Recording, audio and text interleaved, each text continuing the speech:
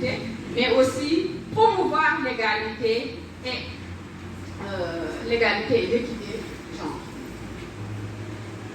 Quand on voit aujourd'hui la déclaration des Nations Unies sur l'élimination des violences à l'égard des femmes, elle dit la violence contre les femmes est une manifestation des rapports de pouvoir historiquement inégaux entre les hommes et les femmes qui ont mené à une situation où l'homme domine la femme, adopte envers elle une attitude discriminatoire et l'empêche de s'épanouir. Pour nous, Aspect Sénégal, dans cette dualité, violence à l'égard des femmes, violence basée sur le genre, nous nous penchons plutôt sur les causes de ces violences basées sur le genre et nous tentons de les rechercher dans le domaine des géosciences qui est aujourd'hui vraiment où les VBG sont très inexplorés. Alors l'objectif donc de cette présentation, c'est de poser la réflexion, de susciter la recherche et l'engagement en faveur de la lutte contre les violences basées sur le genre dans le domaine des géosciences au Sénégal. Et nous avons deux axes d'intervention, les activités professionnelles et un regard sur la formation, compte tenu de notre objectif de promotion des jeunes filles dans les filières scientifiques. Alors, comme j'ai dit, c'est un domaine où vraiment c'est la thématique dans le laboratoire GEST. Alors, c'est un laboratoire, donc un groupe de recherche genre et société qui se trouve au niveau de l'Université de Saint-Louis, qui a mené une étude sur le genre sur le plan professionnel et cette étude a donc porté sur 70 entreprises publiques et privées, 25 sociétés anonymes, 25 sociétés publiques, 10 groupements d'intérêt économique, 10 sociétés à responsabilité avec un échantillon de 140 professionnels, hommes et femmes, à des proportions égales, bien sûr. Alors, cette étude a permis de voir que alors 50 pour 52% des violences sont confinées dans la sphère domestique, des violences basées sur le genre. Et que 42,3% se passent à l'extérieur du domicile. Ces types de violences ont été établis également. Ils ont mis en évidence le pouvoir dans les sociétés. C'est les hommes qui exercent le pouvoir. Et ils ont un meilleur accès aux ressources. Ils les contrôlent, bien sûr au détriment des femmes. Ils ont plus d'opportunités, que ce soit des opportunités de travail, opportunités de lobbying, opportunités de positionnement à certaines statures de décision. Ils ont une plus grande liberté économique, y compris même la liberté de s'éloigner de la violence. Le constat, c'est aussi que même la communauté internationale reconnaît que les vulnérabilités des filles et des femmes,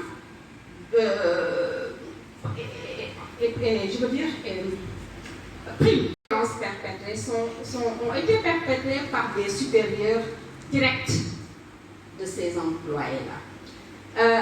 Il y a une proportion de 25% perpétrée par les collègues, de façon générale, 22% par les supérieurs directs, donc l'autre c'était les supérieurs indirects, et 7% seulement pour les subalternes. Maintenant, pour les heures, l'étude montre que 92% des violences ont été perpétrées dans les heures ouvrables et que 2,5% des cas sont perpétrés aux heures ouvrables, aux heures de pause.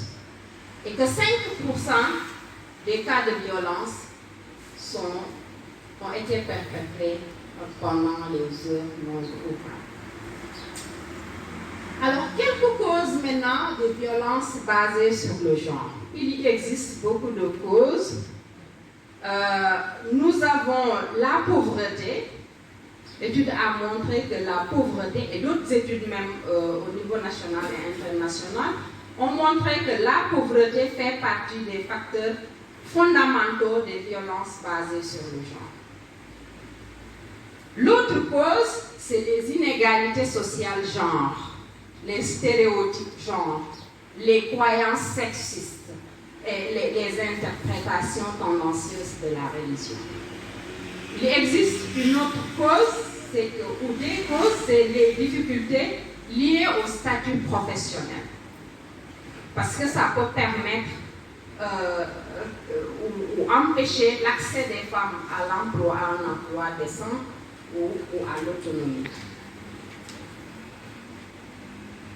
Alors, maintenant, nous allons, comme nous avons décliné les causes sur le plan professionnel, nous allons essayer de rechercher ces causes au niveau des géosciences. Parce que nous, en géologie, on dit les mêmes causes peuvent produire les mêmes effets. Donc, si les mêmes causes peuvent produire les mêmes effets, on va, sur la base de ces différentes causes établies, de rechercher si on les retrouve dans le domaine des géosciences on peut motiver certaines instances de décision parce qu'il y a une faible représentativité. Alors, quand on examine aussi en termes d'inégalité, il y a un paradoxe dans le cadre institutionnel.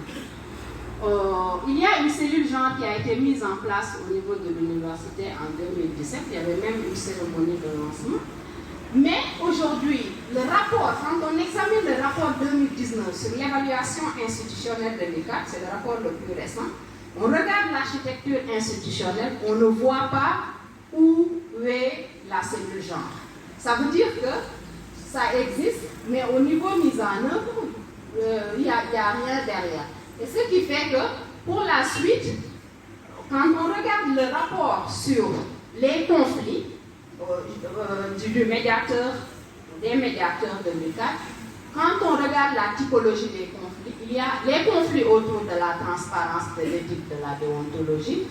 Il y a les conflits liés aux problèmes de régulation institutionnelle et les conflits liés au partenariat. Ça veut dire que dans l'architecture de la typologie des conflits, il n'existe même pas les violences basées sur le genre.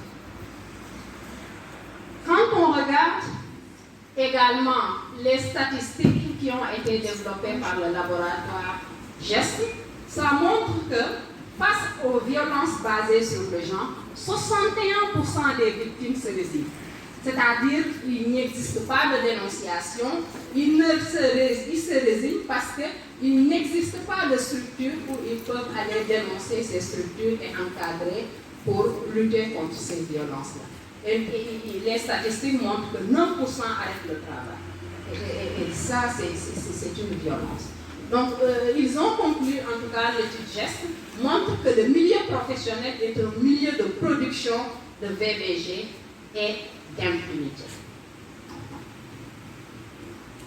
Quand on examine un peu dans le secteur de pratique de terrain dans les géosciences, il y a la précarité des emplois.